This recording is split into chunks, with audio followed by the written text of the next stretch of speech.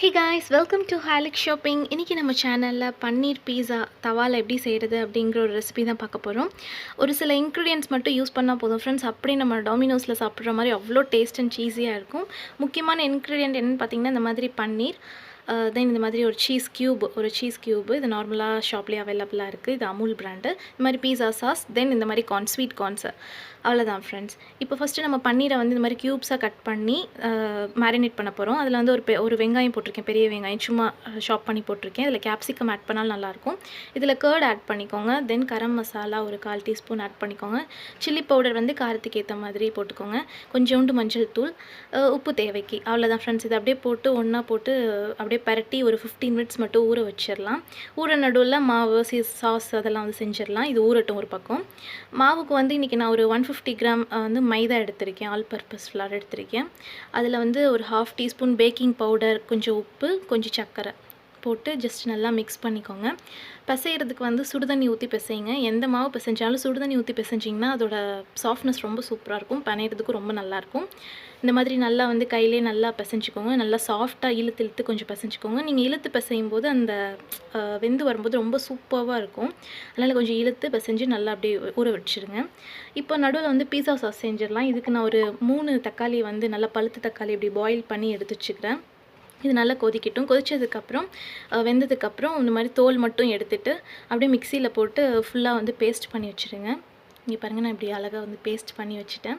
இப்போ ஒரு பேனில் கொஞ்சமாக ஆயில் ஊற்றி கொஞ்சோண்டு ஒரு 4 பல்லு பூண்டு மட்டும் நல்லா குட்டி குட்டியாக கட் பண்ணி அதில் ஆட் பண்ணிக்கோங்க. லேசாக வந்து ஃப்ரை பண்ணி விட்டுக்கோங்க. கொஞ்சம் ஃப்ரை ஆனோடனே இப்போ நம்ம அரைச்சி வச்சுருக்க அந்த தக்காளி பேஸ்ட் இருக்குல்ல ஃப்ரெண்ட்ஸ், அதை வந்து இப்போ ஆட் பண்ணிடலாம். இது வந்து பீஸா சாஸு நம்ம செஞ்சிட்ருக்கிறது. ஜஸ்ட்டு ஒரு மிக்ஸ் கொடுத்துருங்க ஜென்டலாக. கொடுத்ததுக்கப்புறம் இப்போ நம்ம இதுக்கு காரம்லாம் ஆட் பண்ணலாம். நான் இன்றைக்கி ஒரு 2 டீஸ்பூன் சில்லி பவுடர் எடுத்திருக்கேன், 1 டீஸ்பூன் சர்க்கரை, கொஞ்சம் சால்ட். சர்க்கரை ஏன் போட்டோம்னா அதோட டேஸ்ட் அட்ஜஸ்ட்மெண்ட் ரொம்ப சூப்பராக இருக்கும். இது சிம்மிலே இருக்கட்டும். இதுக்கு நடுவில் நம்ம வந்து இந்த பன்னீரை வந்து நம்ம ஃப்ரை பண்ணிட்டு வந்துடலாம். அது சிம்மில் போட்டுட்டோம். கொஞ்சோண்டு ஆயில் ஊற்றிக்கோங்க, இல்லாட்டி பட்டர் போட்டுடலாம். பட்டர் போட்டால் ரொம்ப சூப்பராக இருக்கும். ஜஸ்ட் இது இந்த மாதிரி பன்னீரை வந்து இப்படி போட்டு ஃப்ரை பண்ணி எடுத்துக்க போகிறோம் தான். அந்த ஆனியனையும் இதிலே போட்டுடலாம். இந்த ஊற வைக்கிறதுல வந்து கேப்சிகம் போடலாம், காலிஃப்ளவர் போடலாம். இந்த மாதிரி காய் நமக்கு எது பிடிச்சிருக்கோ போடலாம். மஷ்ரூம்ஸ் கூட போடலாம், இல்லாட்டி சிக்கன் கூட போடலாம். இன்றைக்கி நம்ம பன்னீர் செய்கிறனால பன்னீர் போட்டிருக்கோம். ஜஸ்ட் ஒரு 5 மினிட்ஸில் அது ரெடி ஆயிடுச்சு. இப்போ இந்த மாதிரி ஆயில் பிரிஞ்சு இந்த சாஸ் வந்ததுக்கப்புறம் இதில் ஒரு முக்கியமான ஒரு இன்க்ரீடியன்ட் போட போகிறோம். இந்த மாதிரி மிக்ஸ்டு ஹெர்ப்ஸ். இதுவும் நார்மலான ஷாப்பில் அவைலபிளாக தான் இருக்குது. ஜஸ்ட் இது கிடைச்சா பாருங்கள், இல்லாட்டி கஸ்தூரி மெட்டி போட்டு ஜஸ்ட் அப்படியே மிக்ஸ் பண்ணி உப்பு பார்த்துட்டு இறக்கிடுங்க. இப்போ வந்து நம்ம பேன் ப்ரீ ஹீட் பண்ண போகிறோம். கடாயை வச்சு இந்த மாதிரி ஸ்டாண்டு உப்பு போட்டு ஒரு 10 நிமிஷம் கொஞ்சம் மீடியம் ஹையில் வந்து வச்சு மூடி வச்சு அதை கொஞ்சம் ஆகட்டும், ரெடி ஆகட்டும், அது சூடாகட்டும்.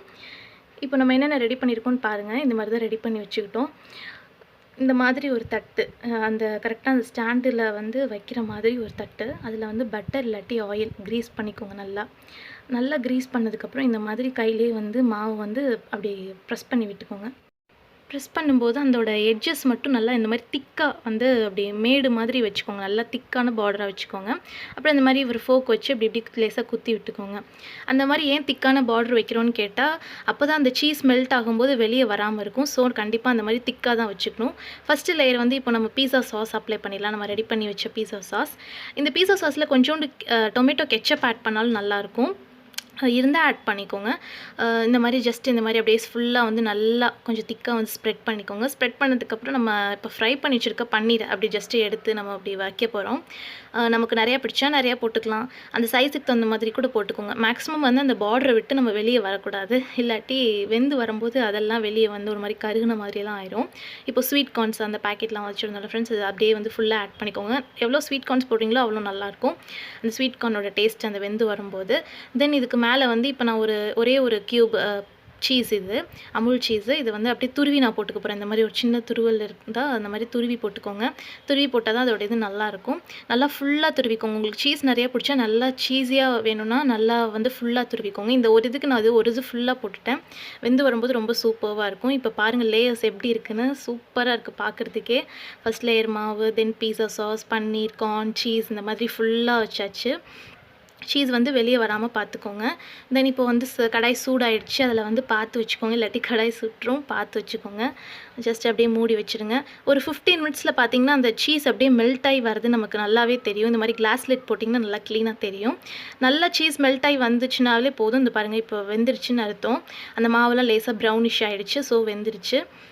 இந்த மாதிரி ஜஸ்ட்டு சூடாக இருக்கும்போதே வந்து அப்படியே வந்து கட் பண்ணி சர்வ் பண்ண வேண்டியதான். சூடாக சாப்பிட்டா தான் ஃப்ரெண்ட்ஸ் இந்த இது நல்லாயிருக்கும். இல்லாட்டி சீஸ் ஒரு மாதிரி இருக்கும். பார்க்கவே செம்மையாக இருக்குது. கண்டிப்பாக உங்கள் ஃப்ரெண்ட்ஸ் அண்ட் ஃபேமிலியோட ட்ரை பண்ணி பாருங்கள். பிடிச்சிருந்தா லைக் ஷேர் பண்ணுங்கள். மறக்காமல் சேனலை சப்ஸ்கிரைப் பண்ணுங்கள்.